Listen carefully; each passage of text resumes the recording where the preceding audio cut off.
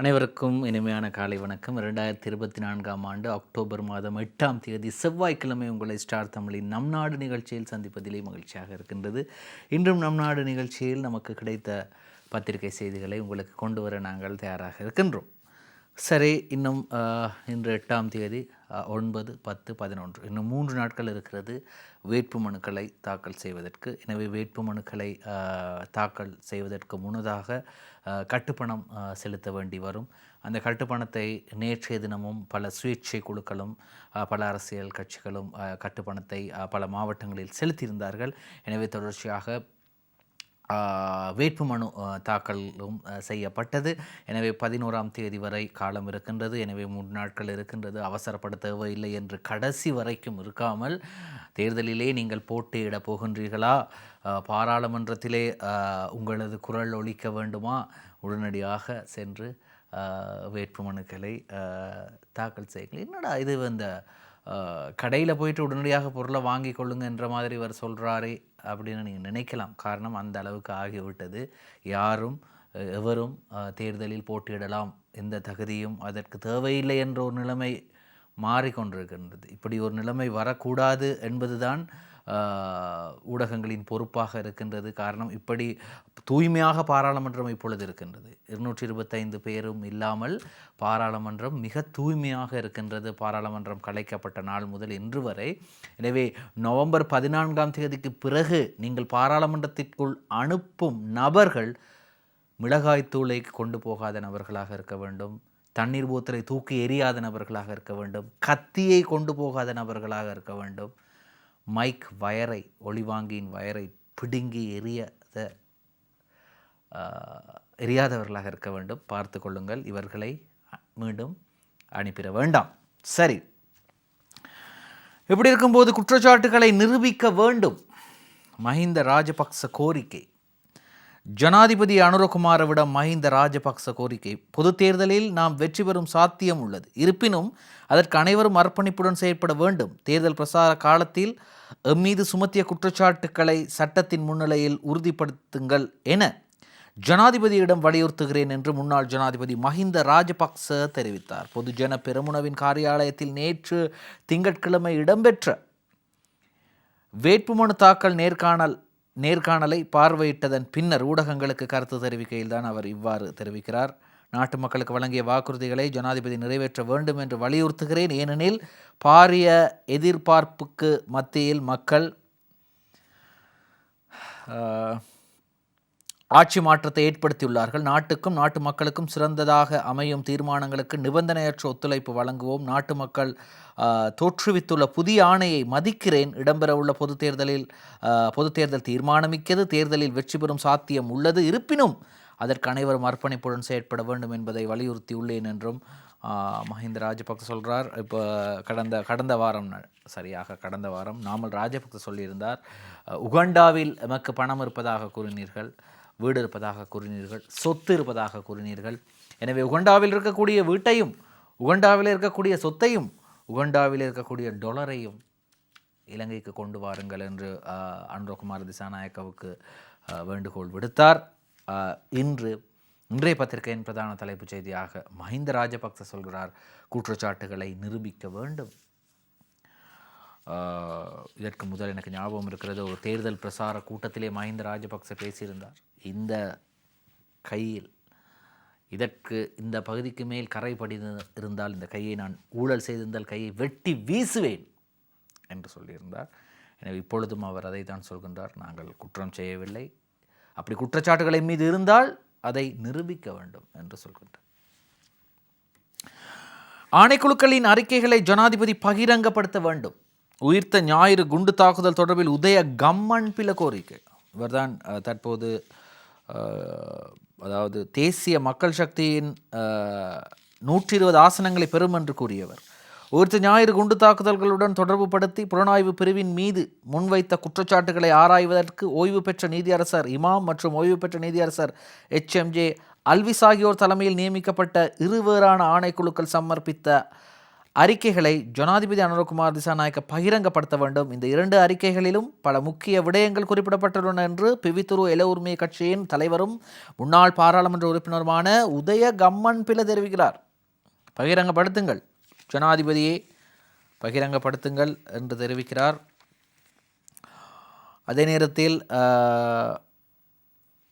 ஜனாதிபதி அனுரகுமார் திசாநாயக்க நேற்று முன்தினம் ஞாயிற்றுக்கிழமை கட்டுவாப்பிட்டி தேவாலயத்திற்கு சென்றார். உயிர்த்த ஞாயிறு குண்டு தாக்குதல் சம்பவம் தொடர்பில் முன்னாள் ஜனாதிபதி 2 அறிக்கைகளை ரகசியமாக பாதுகாப்பதாகவும் அந்த அறிக்கைகளை பகிரங்கப்படுத்துமாறும் கத்தோலிக்க சபை தொடர்ந்து வலியுறுத்தியது. இந்த அறிக்கையை வழங்குவதற்காகவே ஜனாதிபதி கட்டுவாப்பிட்டிய தேவாலயம் சென்றார் என்று நாங்கள் நினைத்தோம். இருப்பினும் ஜனாதிபதி வெறுங்கையுடன் சென்றுள்ளார்.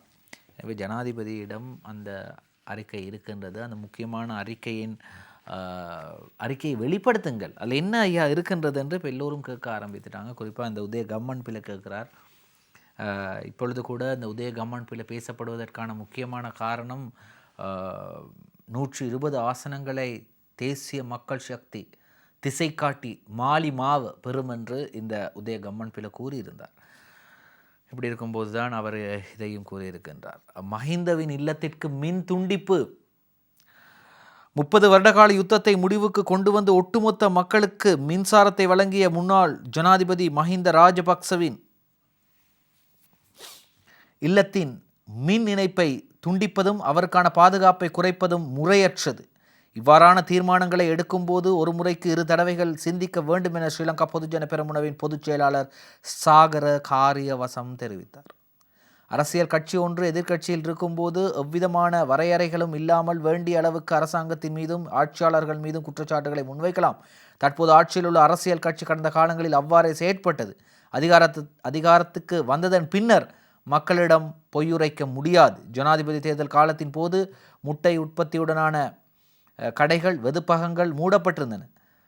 மிகுதியான முட்டைகள் தான் கடந்த வாரம் குறைந்த விலைக்கு விற்கப்பட்டன. இவ்வாறான நிலையில் தேசிய மக்கள் சக்தியின் உறுப்பினர் முட்டை உற்பத்தியில் இடம்பெற்ற மோசடியை நிறுத்தியதால் தான் முட்டையின் விலை குறைவடைந்தது என்று குறிப்பிட்டார். ஆனால் முட்டையின் விலை 10 ரூபாவினால் மீண்டும் உயர்வடைந்துள்ளது. அரசாங்கம் முட்டையின் விலையை குறைத்தது உண்மையாயின் எவ்வாறு மீண்டும் முட்டையின் விலை 10 ரூபாவினால் உயர்வடைந்தது என்று சாகர காரியவசத்திற்கு முட்டை பிரச்சனை, முட்டை எல்லாருக்கும் பிரச்சனை தான் காரணம். கோழி இறைச்சி வாங்க முடியாத பல வீடுகளில் முட்டை பிள்ளைகளுக்கு போஷாக்கு உணவாக கொடுக்கப்படுகின்றது. ஆனால் முட்டையும் இவ்வாறு அதிகரித்தால் என்ன செய்வது? இப்படி இருக்கின்றது. நேற்று ஒரு செய்தி வந்திருந்தது. யாழ் மாவட்ட தமிழரசு கட்சியின் வேட்பாளர் பட்டியலில் ஜனாதிபதி சட்டத்தரணியும் கொழும்பு கிளையின் தலைவரும் ஆகிய கேவி தவராசா அவர்களுக்கு வாய்ப்பளிக்கப்படவில்லை. எப்படியுமே கொழும்பிலே அவர்கள் போட்டியிட போவதில்லை. ஆனால் யாழில் வாய்ப்பளிக்கப்படவில்லை. ஆகவே அவர் கட்சியிலிருந்து நேற்றைய தினம் சகல பொறுப்புகளிலிருந்தும் நேற்று முன்தினம் விடை பெற்றார் கேவி தவராசா. அது மட்டுமில்லாமல் அவர் வெளியேறியது தொடர்பாக இன்றைய பத்திரிகைகளிலும் செய்தி வந்திருக்கின்றது. அதாவது அவருக்கு வாய்ப்பளிக்காதது பட்டியலில், தமிழரசு கட்சியின் யாழ் மாவட்ட வேட்பாளர் பட்டியலில் கேவி தவராசாவுக்கு வாய்ப்பளிக்காதது மிகவும் கண்டிக்கத்தக்க வருத்தத்துக்குரிய ஒரு செயல் என்று குறிப்பிடப்பட்டது. நேற்று முன்தினம் தவராசா, நேற்று மாவை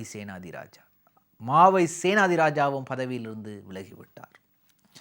பதவி விலகினார் மாவை. உத்தியோகபூர்வ கடிதம் கிடைக்கவில்லை என்கிறார் பொதுச் செயலாளர் சத்தியலிங்கம். பொது தேர்தலில் தமிழரசு கட்சி சார்பில் யாழ் தேர்தல் மாவட்டத்தில் போட்டியிடவிருக்கும் வேட்பாளர்களின் பெயர் பட்டியல் நேற்று முன்தினம் வெளியிடப்பட்டது. இது குறித்து கட்சியின் சிரேஷ்ட உறுப்பினர்கள் பலரும் அதிருப்தி அடைந்திருந்த பின்னணியில் தமிழரசு கட்சியின் தலைவர் மாவை சேனாதிராஜா நேற்று தலைவர் பதவியிலிருந்து விலகிக் கொண்டார். எதிர்வரும் நவம்பர் மாதம் 14ஆம் தேதி நடைபெறவிருக்கும் பாராளுமன்ற தேர்தலில் இலங்கை தமிழரசு கட்சியின் சார்பில் யாழ் தேர்தல் மாவட்டத்தில் போட்டியிடவிருக்கும் வேட்பாளர்களின் பெயர்கள் அக்கட்சியின் தேர்தல் வேட்பாளர் நியமன குழுவால் நேற்று முன்தினம் ஞாயிற்றுக்கிழமை அறிவிக்கப்பட்டது. கிளிநொச்சி மாவட்டங்களுக்கான வேட்பாளர்களாக Sritharan, M A. Sumanthiran, S C. Ilangovan, Kesavan Sayanthan, Chandralingam Sukirthan, Sureka Sasindran, Emmanuel Arnold. இந்த இமானுவல் ஆர்னால்டு முன்னாள் யாழ் மாநகர மேயர் கிருஷ்ணவேணி ஸ்ரீதரன், தியாகராஜா பிரகாஷ் ஆகியோர் பெயரிடப்பட்டுள்ளனர். இருப்பினும் அப்பெயர் பட்டியலில் பெரிதும் எதிர்பார்க்கப்பட்ட தமிழரசு கட்சியின் சிரேஷ்ட உறுப்பினர்களின் பெயர்கள் உள்வாங்கப்படவில்லை. இதையடுத்து கட்சியின் சிரேஷ்ட உறுப்பினர் ஜனாதிபதி சட்டத்தரணி KV தவராசா தமிழரசு கட்சியிலிருந்து விலகுவதாக நேற்று முன்தினம் ஞாயிற்றுக்கிழமை அறிவித்தார். அவர் மாத்திரமின்றி கட்சியின் மேலும் சில சிரேஷ்ட உறுப்பினர்களும் இவ்வேட்பாளர் பட்டியல் தொடர்பில் கடும் அதிருப்தி அடைந்த நிலையில் தமிழரசு கட்சியின் தலைவர் மாவை சேனாதிராஜா நேற்று திங்கட்கிழமை கட்சியிலிருந்து விலகினார். அதற்கமைய மாவை சேனாதிராஜா தமிழரசு கட்சியிலிருந்து விலகுவதாக அறிவிக்கும் கடிதத்தை கட்சியின் பொதுச் செயலாளர் ப. சத்தியலிங்கத்துக்கு அனுப்பி வைத்திருப்பதாக அவரது தரப்பினர் கூறி. என்னதான், அதாவது தமிழரசு கட்சியில் யாராவது அந்த கட்சியிலே போட்டியிட வேண்டும் என்றால் அந்த கட்சியிலே தேர்தல் நியமன குழு, வேட்பாளர் நியமன குழு இருக்கின்றது. அது மட்டுமில்லாமல் கட்சியின் ஊடக பேச்சாளர் MA சுமந்திரன் இருக்கிறார். MA சுமந்திரனது தீர்மானம் இல்லாமல் அந்த கட்சியில் எதுவும் நிறைவேற்ற முடியாது, எதுவுமே முடிவுக்கு வராது. அப்படி இருக்கும்போது அந்த கட்சியிலே இருக்கக்கூடிய சிரேஷ்ட உறுப்பினர் மாவை சேனாதிராஜா பாராளுமன்ற உறுப்பினராக இருந்தவர். முன்னாள் ஜனாதிபதி ரணில் விக்ரமசிங்க அவர் வீடு தேடி சென்று சந்தித்தார், ஆதரவு கேட்டார். இப்படியெல்லாம் பேசப்பட்டவர் மாவை சேனாதிராஜா கட்சியிலிருந்து விலகி கொண்டார். EPDP தமிழ் காங்கிரஸ் யாழில் வேட்புமனு தாக்கல். டக்ளஸ் தேவானந்தா தலைமையிலான ஈழ மக்கள் ஜனநாயக கட்சி, அதேபோன்று கஜேந்திரகுமார் பொன்னம்பலம் தலைமையிலான அகில இலங்கை தமிழ் காங்கிரஸ் ஆகிய கட்சிகள் யாழ் மாவட்டத்திற்கான வேட்புமனுக்களை நேற்று தாக்கல் செய்தது. எதிர்வரும் பாராளுமன்ற தேர்தலில் போட்டியிடுவதற்காக முன்னாள் அமைச்சர் டக்ளஸ் தேவானந்தா தலைமையிலான ஈழ மக்கள் ஜனநாயக கட்சியினர் நேற்றைய தினம் யாழ்ப்பாணம் தேர்தல் மாவட்டத்தில் வேட்புமனு தாக்கல் செய்தனர். அதேபோன்று வேட்பாளர் பட்டியல் இவ்வாறு அறிவிக்கப்பட்டிருக்கின்றது. EPDP கட்சியிலே டக்ளஸ் தேவானந்தா, சிவகுரு பாலகிருஷ்ணன், ஐயாதுரை ஸ்ரீரங்கேஸ்வரன், வைத்தியநாதன் தவநாதன், கிருஷ்ணபிள்ளை மனோகரன், அதேபோன்று செல்ஸ்ரியன், கிருஷ்ணன் புவி, மருதை தர்ஷன் மற்றும் சுந்தராம்பாள் சுரேஷ் ஆகியோர் இவ்வாறு EPDP கட்சியின் சார்பிலே யாழ் மாவட்டத்திலே போட்டியிடுகின்றார்கள். அதேபோன்று தமிழ் காங்கிரசும் தேர்தலில் போட்டியிடுகின்றது. முன்னாள் பாராளுமன்ற உறுப்பினர் கஜேந்திரகுமார் பொன்னம்பலம் தலைமையிலான அகில இலங்கை தமிழ் காங்கிரஸ் கட்சி நேற்றைய தினம் யாழ்ப்பாணம் தேர்தல் மாவட்டத்திலே வேட்புமனுக்களை தாக்கல் செய்தது. இதிலே செல்வராசா கஜேந்திரன், நடராஜர் காண்டீபன், அதேபோன்று செபஸ்டியன் மேர்விஸ்டின்சியா, மகாதேவன் நடனதேவன், கனகரட்னம் சுகாஸ், வழக்கறிஞர் சுகாஸ், வாசுகி சுதாகர், கஜேந்திரகுமார் பொன்னம்பலம், தங்கவேலு ஜெகதீஸ்வரன், ஞான குவேஸ்வரி, கமலச்செல்வன் ஆகியோர் போட்டியிடுறாங்க. இதில் பார்த்தீங்கன்னு சொன்னால் டக்ளஸ் தேவானந்தா பாராளுமன்ற உறுப்பினர் அமைச்சராக இருந்தவர். அதே போன்று செல்வராசா கஜேந்திரன் பாராளுமன்ற உறுப்பினராக இருந்தவர். அதே போன்று கஜேந்திரகுமார் பொன்னம்பலம் பாராளுமன்ற உறுப்பினராக இருந்தவர். எனவே நடராஜா காண்டீபன் அறியப்பட்டவர், அனைவருக்கும் தெரிந்த ஒருவர். அதே போன்று கனகரட்னம் சுகாஸ் வழக்கறிஞர், இவரும் அறியப்பட்ட ஒருவர். எனவே யாழ் மாவட்டத்தில் உள்ளவர்களுக்கு அவர்களை நன்றாக தெரியும். எனவே இப்படி இருக்கும்போது எல்லா கட்சிகளும் மும்முரமாக களத்தில் முக்கிய உறுப்பினர்களை அல்லது கட்சியின் சிரேஷ்ட உறுப்பினர்களை மறந்துவிட்டு பலருக்கு வாய்ப்பு அளித்ததை நாங்கள் தமிழரசு கட்சியின் பட்டியலிலிருந்து பார்த்தோம். அது எப்படியோ உள்ளுக்கு கட்சியின் உள்பூசல்கள் அல்லது உள் விவகாரங்கள் என்ன இருக்கின்றது என்று நமக்கு கூற முடியாது அல்ல தானே. ரணிலுக்கு எதிராக போலி பிரசாரம், ஜனாதிபதி தடுக்க வேண்டும், ருவான் விஜயவர்தன கோரிக்கை. முன்னாள் ஜனாதிபதி ரணில் விக்ரமசிங்க தொடர்பில் அரசாங்கத்துடன் நெருங்கி செயற்படுபவர்களால் போலியான பிரசாரங்கள் முன்வைக்கப்படுகின்றன. அவரது பாதுகாப்பு நீக்கப்பட்டுள்ளதாக வெளியான செய்திகள் உண்மைக்கு புறம்பானவை. எனவே இவ்வாறான செயற்பாடுகளை தவிர்த்து கொள்ளுமாறு ஜனாதிபதி அனுரகுமார் திசாநாயக்க தலைமையிலான அரசாங்கத்திடம் கேட்டுக்கொள்வதாக ஐக்கிய தேசிய கட்சியின் பிரதி தலைவர் ருவான் விஜயவர்தன் தெரிவித்தார். நானும் வாசித்தேன் 2 மன்னிக்கவும் வெள்ளிக்கிழமை நான் வாசித்தேன். 300க்கும் அதிகமான முன்னாள் ஜனாதிபதி ரணில் விக்ரமசிங்கவின் பாதுகாப்பாளர்கள் மீள பெறப்பட்டார்கள் என்ற செய்தி வந்திருந்தது. லங்காதீப பத்திரிகையில் வந்திருந்தது. ஆனால் அவ்வாறு நடைபெறவில்லை, இடம்பெறவில்லை. பொய்யான போலியான வதந்திகள் என்று பிரதி தலைவர் ருவான் விஜயவர்தன சொல்கிறார். அடுத்ததாக மற்றொரு செய்தியை பார்க்க போகின்றோம். முன்னாள் பாராளுமன்ற உறுப்பினர் ரவிராஜின் மனைவிதான் இந்த சசிகலா ரவிராஜ். சங்கு சின்னத்தில் சசிகலா ரவிராஜ் வேட்புமனுவில் கைச்சாத்திட்டார். ஜனநாயக தமிழ் தேசிய கூட்டணியின் சங்கு சின்னத்தில் மாமனிதர் ரவிராஜின் மனைவி சசிகலா ரவிராஜ் போட்டியிட உள்ளார். தேர்தலில் போட்டியிடுவதற்கான வேட்புமனுவில் நேற்றைய தினம் திங்கட்கிழமை சசிகலா ரவிராஜ் கையொப்பமிட்டார். கடந்த பாராளுமன்ற தேர்தலில் தமிழரசு கட்சியில் போட்டியிட்ட நிலையில் இம்முறை தமிழரசு கட்சி அவருக்கு ஆசனம் வழங்கவில்லை என்பது குறிப்பிடத்தக்கது.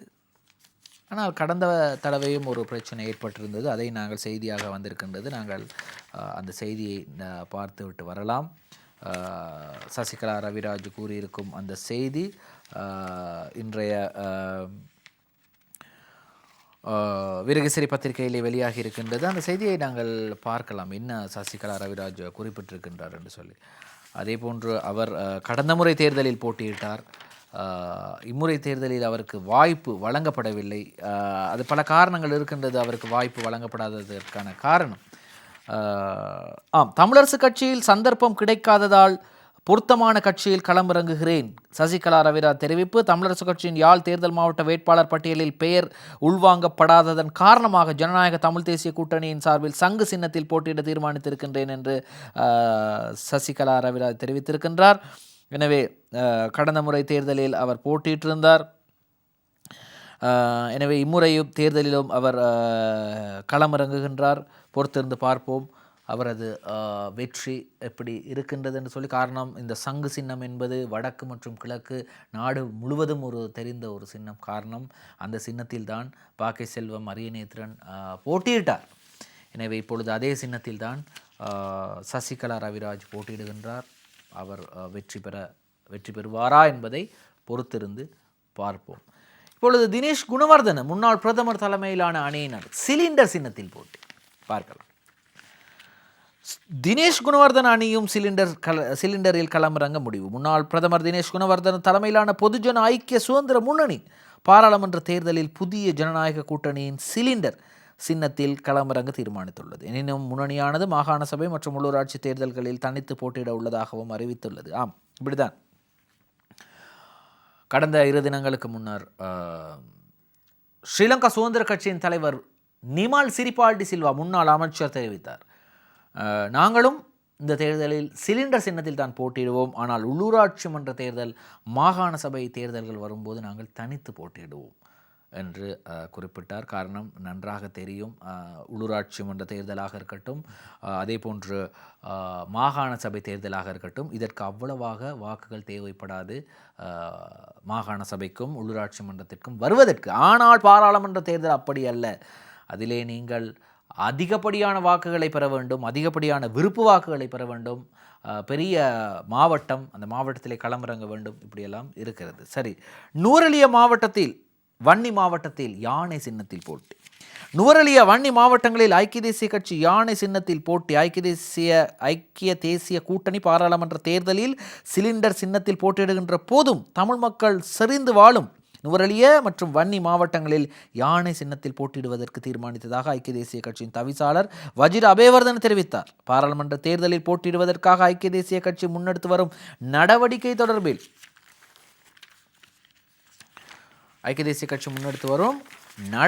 தொடர்பில் தான் வஜிர அபேவர்தன இவ்வாறு தெரிவிக்கிறார். அவர் என்ன சொல்றார்? ஐக்கிய தேசிய கட்சியை முன்னிலையாக கொண்ட கூட்டணி ரணில் விக்ரமசிங்க தலைமையில் பல அரசியல் கட்சிகளுடன் கலந்துரையாடி பாராளுமன்ற தேர்தலில் போட்டியிட தீர்மானித்திருக்கின்றது. வேட்புமனு தயாரிக்கும் குழு தற்போது அது தொடர்பில் கலந்துரையாடல்களை மேற்கொண்டு மாவட்ட ரீதியில் வேட்புமனு தயாரிக்கும் பணியை ஆரம்பித்திருக்கிறது. எமது கூட்டணியில் போட்டியிடும் வேட்பாளர்கள் வேட்புமனுவில் கைச்சாத்திடும் நடவடிக்கை புதன்கிழமை முதல் இடம்பெறும். வெள்ளிக்கிழமை வேட்புமனுவை தாக்கல் செய்வதற்கு எதிர்பார்க்கிறோம். இப்படி இருக்கும்போது நுவரெலியா மற்றும் நுவரெலியா மற்றும் வன்னி மாவட்டத்திலே தனியாக போட்டியிடுகின்றார்கள் யானை சின்னத்தில். குறிப்பாக நுவரெலியா மாவட்டத்தில் ஜீவன் தொண்டமானின் கட்சி யானை சின்னத்தில் போட்டியிடுவதற்கு யோசனை முன்வைத்திருந்தது. நுவர்லியா மாவட்டத்தில் அதிகமான தமிழ் மக்கள் இருக்கும் மாவட்டமாகவும், அதேபோன்று வன்னி தேர்தல் தொகுதியும் அதிகமாக தமிழ் மக்கள் இருக்கும் மாவட்டமாகவும், தமிழ் மக்கள் யானை சின்னத்துக்கு வாக்களித்து பழக்கப்பட்டவர்கள். அதனாலே இந்த 2 தொகுதிகளிலும் யானை சின்னத்தில் போட்டியிடுவதற்கு நடவடிக்கை எடுத்தோம். ஆரம்பத்தில் ஜீவன் தொண்டமான் உள்ளிட்டோர் தீர்மானித்திருந்தார்கள், எதிர்வரும் தேர்தலில் நாங்கள் சேவல் சின்னத்தில் போட்டியிடுவோம் என்று, இலங்கை தொழிலாளர் காங்கிரஸின் சேவல் சின்னத்தில் போட்டியிடுவோம் என்று. ஆனால் அந்த யோசனையை கூட ஜீவன் தொண்டமான் தான் முன்வைத்திருக்கிறார். அவர் தான் சொல்லியிருக்கிறார் யானை சின்னத்தில் போய் பார்ப்போம். 2015 2020 தேர்தல்களில் 2020 தேர்தலில் மொட்டு சின்னத்தில் ஜீவன் தொண்டமான் போட்டியிட்டார். இம்முறை யானை சின்னத்தில் போட்டியிடப் போவதாக அவர் அறிவிக்கவில்லை, ஐக்கிய தேசிய கட்சி அறிவித்திருக்கிறது. சரி, இன்னும் ஏராளமான செய்திகள் இருக்கின்றது. ஸ்டார் தமிழின் நம் நாடு நிகழ்ச்சியில் ஒரு சிறு விளம்பர இடைவேளை. நம் நாடு தொடர்கிறது. நேற்றைய தினம் ஒரு ஊடகவியலாளர் சந்திப்பு நடந்தது. அந்த ஊடகவியலாளர் சந்திப்பில் திடீரென சிரேஷ்ட ஊடகவியலாளர் ஏஆர்வி லோஷன் வந்து அமர்ந்தார். எதற்காக இவர் இங்கே வந்து அமர்கின்றார் என்று ஊடகவியலாளர்கள்லாம் பேசிக்கொண்டார்கள். என்ன ஐயா இவர் வந்து அமர்ந்திருக்கிறார், என்னவாக இருக்கும் என்று பார்த்தால், தமிழ் முற்போக்கு கூட்டணியின் கொழும்பு மாவட்ட வேட்பாளராக இம்முறை லோஷன் களமிறங்குகிறார். செய்தி வெளியாகின்றது வீரகேசரி பத்திரிகையில். தமிழ் முற்போக்கு கூட்டணி சார்பாக ஐக்கிய மக்கள் சக்தியில் கொழும்பில் லோஷன். தலைநகரில் தமிழ் பேசும் மக்களின் இருப்பு கட்டாயமானது என்கிறார் மனோ. சிரேஷ்ட ஊடகவியலாளர் ஏஆர்வி லோஷன் மனோ கணேசன் தலைமையிலான ஜனநாயக மக்கள் முன்னணியில் நேற்று இணைந்து கொண்டார். அதன்படி எதிர்வரும் பாராளுமன்ற தேர்தலில் தமிழ் முற்போக்கு கூட்டணியின் சார்பில் ஐக்கிய மக்கள் சக்தியில் கொழும்பு மாவட்டத்தில் சிரேஷ்ட ஊடகவியலாளர் ஏஆர்வி லோஷன் களமிறங்க உள்ளார். மக்களின் நாட்டில் ஒடுக்கப்பட்ட சமூகமாக வாழ்ந்து வருகிறார்கள். இன்னும் இருக்கின்றது வாசிக்க வேண்டி. இந்நிலையில் அதை மாற்ற வேண்டும். வெறும் கோஷங்களால் மாத்திரம் இதற்கு தீர்வு காண முடியாது என்று மனோ கணேசன் தெரிவித்திருக்கின்றார். அதேபோன்று லோஷனும் இவ்வாறு தெரிவிக்கிறார். அதாவது, காலத்தின் தேவையை கருதி மனோவுடன் களமிறங்குகிறேன். ஊடகவியலாளர் ஏஆர்வி லோஷன் தெரிவிப்பு. கொழும்பில் மாத்திரமல்ல, நாடளாவிய ரீதியில் தமிழ் பேசும் மக்கள் இருக்கின்ற பகுதிகளில் எமது இருப்பை தக்க வைத்துக் கொள்ளும் தேவை உள்ளது. ஊழல் எதிர்ப்பு தற்போது நாட்டில் பரவலாக பேசப்படுகின்ற விடயமாக உள்ளது. மக்களின் தேவைகளை நிறைவேற்றக்கூடிய ஆட்சியை ஸ்தாபிக்க வேண்டும் என கோரிக்கை முன்வைக்கப்படுகின்றது பட வேண்டும் என்றும் சொல்லியிருக்கிறார். 2015 ஆண்டு சன் குகவர்தன் மனோ கணேசனுடன் போட்டியிடுகிறார் யானை சின்னத்தில். ஐக்கிய தேசிய கூட்டணியில், ஐக்கிய தேசிய கட்சியில் சன் குகவர்தன் தோல்வி அடைகிறார், மனோ கணேசன் வெற்றி பெறுகிறார். 2020 ஆண்டு ஜனகன் விநாயகமூர்த்தி மனோ கணேசனோடு போட்டியிடுகிறார். ஜனகன் தோல்வி அடைகிறார், மனோ கணேசன் வெற்றி பெறுகிறார். 2024 ஆண்டு லோஷன் மனோ கணேசனுடன் போட்டியிடுகிறார். இருவரும் பாராளுமன்றம் செல்ல வேண்டும் என்றால் சிந்தித்து தமிழ் மக்கள், கொழும்பில் வாழ்ந்து கொண்டிருக்கக்கூடிய, கொழும்பு மாவட்டத்திலே வாழ்ந்து கொண்டிருக்கக்கூடிய தமிழ் மக்கள் வாக்களிக்க வேண்டும். அழகாக சிந்தித்து வாக்களித்தால் இருவரையும் பாராளுமன்றத்திற்கு அனுப்பலாம். பார்ப்போம், அவற்றை பொறுத்திருந்து பார்ப்போம். மற்றும் ஒரு செய்தி வெளியாகின்றது, செய்தியை திரையில் பார்க்கலாம். ஐக்கிய தேசிய கட்சி தலைமை பதவியை சஜித்துக்கு வழங்கியிருந்தால், இது நடக்கிற கதையா ஐயா? சரி பரவாயில்ல, அதை வாசிப்போம் என்னதான் என்று. ஐக்கிய தேசிய கட்சியின் தலைவர் பதவி சஜித்து அவ்வாறு ரணில் விக்ரமசிங்கே வழங்குவாரா என்ற ஒரு கேள்விக்குறி இருக்கின்றது. அதற்காகத்தான் பிரிந்து இன்று கட்சியே 2ஆக பிளவுபட்டது. ஐக்கிய தேசிய கட்சி தலைமை பதவியை சஜித்துக்கு வழங்கி இருப்பின் இணைந்திருக்கலாம். ஐக்கிய மக்கள் சக்தி தெரிவிப்பு. உயிர்த்த ஞாயிறு தாக்குதல் விசாரணைக்கு ஒத்துழைப்பு என்கிறது. அதேபோன்று இந்த பொது தேர்தலில் மிக சிறந்த வேட்பாளர்களை களமிறக்குவதற்கு தயாராகி கொண்டிருக்கின்றோம். ஐக்கிய தேசிய கட்சியுடன் இணைந்து நாம் போட்டியிடப் போவதில்லை. எமது கட்சியின் தூய்மையை பாதுகாத்துக் கொள்வதற்காகவே நாம் நிபந்தனைகளை முன்வைத்தோம். எம்முடன் இணைய விரும்பும் அனைவரையும் இணைத்துக் கொள்ள நாம் விரும்பவில்லை. ஐக்கிய தேசிய கட்சியுடன் இணைந்து போட்டியிட்டிருந்தால் வெற்றி பெற்றிருக்க முடியும் என்றும் கூறுகின்றனர். அதாவது இது எதில் சொல்கிறாங்களா, கடந்த ஜனாதிபதி தேர்தலில் ஐக்கிய தேசிய கட்சியுடன் இணைந்து வெற்றி பெற்றிருந்தால், போட்டியிட்டிருந்தால் வெற்றி பெற்றிருக்கலாம் என்று சொல்கிறார்கள். அடுத்த செய்தியையும் திரையில் பார்க்கலாம். தமிழரசு கட்சியில் சந்தர்ப்பம் கிடைக்காததால் நான் முதலில் இந்த செய்தியை வாசித்தேன். சசிகலா ரவிராஜ் கூறியிருக்கின்றார், அவர் தனியாக களமிறக்குகின்றார். எதிர்வரும் நவம்பர் 14ஆம் தேதி நடைபெறவிருக்கும் பாராளுமன்ற தேர்தலில் இலங்கை தமிழரசு கட்சியின் சார்பில் யாழ் தேர்தல் மாவட்டத்தில் போட்டியிடவிருக்கும் வேட்பாளர்களின் பெயர்கள் அக்கட்சியில் தேர்தல் நியமன குழுவினால் வெளியிடப்பட்ட போது சசிகலா ரவிராஜின் பெயர் இருக்கவில்லை. ஆகவே அவர் தனியாக களமிறங்கினார். மேல் மாகாண மக்கள் முன்னணியாக இருந்தது, அதற்கு பிறகு ஜனநாயக மக்கள் முன்னணியாக மாறியது. அதிலிருந்து கடந்த வாரம் கேடி குருசாமி விலகினார். ஐயாவா, அதுக்கும் இதுக்கும் என்ன சம்பந்தம்? நேற்று ஒருவர் விலகினார். ஆனால் இவர் மனோ கணேசனிடமிருந்து விலகவில்லை, ஜீவன் தொண்டமானிடமிருந்து விலகி இருக்கிறார். இலங்கை தொழிலாளர் காங்கிரஸில் இருந்து விலகினார் பாரத் அருள்சாமி. இலங்கை தொழிலாளர் காங்கிரசின் உபத்தலைவர் பதவியிலிருந்தும் அக்கட்சியின் அடிப்படை உறுப்பினர் பதவியிலிருந்தும் பாரத் அருள்சாமி பதவி விலகியுள்ளார். இக்கடிதத்தை அக்கட்சியின் பொதுச் செயலாளர் ஜீவன் தொண்டமானுக்கு நேற்று மாலை அனுப்பி வைத்துள்ளார். மக்களினதும் கட்சி அங்கத்தவர்களினதும் எதிர்பார்ப்புகளை மீறி எதிர்வரும் பொதுத் தேர்தலில் இந்நாட்டை வங்குரோத்து நிலைக்கு அடைய செய்த முன்னாள் பாராளுமன்ற உறுப்பினர்கள் மற்றும் தங்களது சுயநல அரசியலுக்காக கண்டி மக்களை அடகு வைத்த உறுப்பினர்களோடு இணைந்து நான் போட்டியிட தயார் இல்லை. எனவும் கட்சியின் தீர்மானத்திற்கு அமைவாக மக்களின் எதிர்பார்ப்புக்கு அப்பால் தன்னால் செயற்பட இயலாது என்பதன் காரணத்தினால் இம்முடிவை எடுத்துள்ளதாக பாரத் அருள்சாமி தெரிவிக்கிறார். அதாவது சில கட்சிகளின் முக்கிய பொறுப்புகளில் இருந்தவர்கள்தான் பதவி விலகிறார்கள். கேடி குருசாமி செயலாளராக இருந்தார், அவரும் பதவி விலகினார். இப்பொழுது பாரத் அருள்சாமி இலங்கை தொழிலாளர் காங்கிரசின் உபத்தலைவராக இருந்தார், அவரும் பதவி விலகினார். அடுத்த செய்தியையும் திரையில் பார்க்கலாம். எனக்கு மதுபான சாலை இருப்பதாக நிரூபித்தால் விலகிக் கொள்வேன், அப்படி செல்வம் அடைக்கலநாதன் சொல்றார்.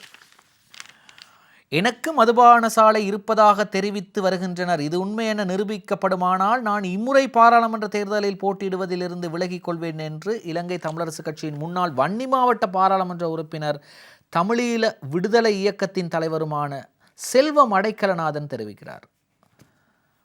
அதான் இப்போ அவரும் இல்லை, இப்போ யார்? அதான் இப்போ சுமந்திரன் அவர்கள் அண்மையில்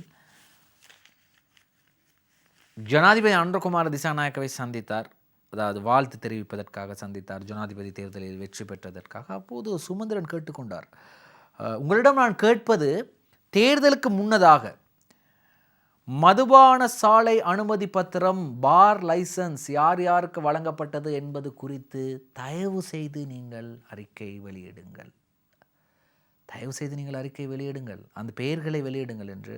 ஆனால் இதுவரை அந்த பெயர் வெளியிடப்படவில்லை. விரைவில் வெளியிடப்படுமா, தேர்தலுக்கு முன்னர் வெளியிடப்படுமா என்பதையும் பொறுத்திருந்து பார்க்கலாம்.